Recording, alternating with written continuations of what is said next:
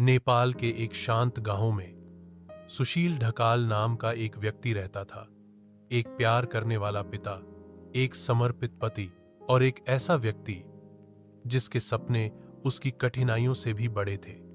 35 साल की उम्र में कर्ज और जिम्मेदारी के बोझ से दबे सुशील ने एक मुश्किल फैसला लिया, अपने वतन, अपनी पत्नी और अपने बेटे को छोड़ने का और क्रोएशिया में एक मजदूर के रूप में काम करने के लिए यात्रा करे।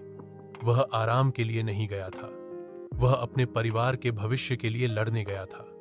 घर वापस उसकी पत्नी शोस्थानी थापालिया, जो सिर्फ 30 साल की थी, उनके घर का दिल थी।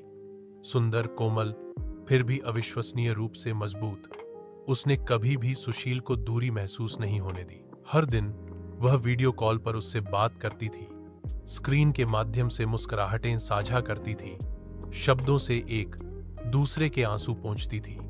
उनका बेटा सम्राट ढकाल, जो अभी 13 साल का था, अपनी मां को अनुग्रह के साथ प्यार करते हुए देखता था। उसे अपने पिता की बहुत याद आती थी, लेकिन वह जानता था उसके पिता कड़ी मेहनत कर रहे थे ताकि उसे कल वही बोझ न उठाना पड़े।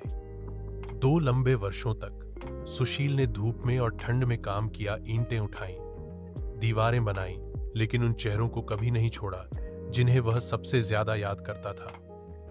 और आखिरकार वह दिन आ गया। सुशील घर लौट आया।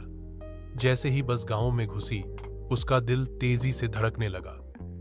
और वे वहां थे, शोस्थानी और सम्राट गेट पर खड़े थे। आंखों में आंसू भरे हुए थे, हाथ भावना से कांप रहे थे। वह नीचे उतरा, वे उसकी ओर दौड़े और उस एक आलिंगन में दर्द, इंतजार, दूरी, खुशी के आंसुओं में पिघल गए। उन्होंने एक दूसरे को कसकर पकड़ रखा था, एक शब्द भी नहीं कह रहा, क्योंकि प्यार को हमेशा शब्दों की जरूरत नहीं होती। वे आखिरकार साथ थे और उस पल में सब कुछ फिर से पूरा हो गया।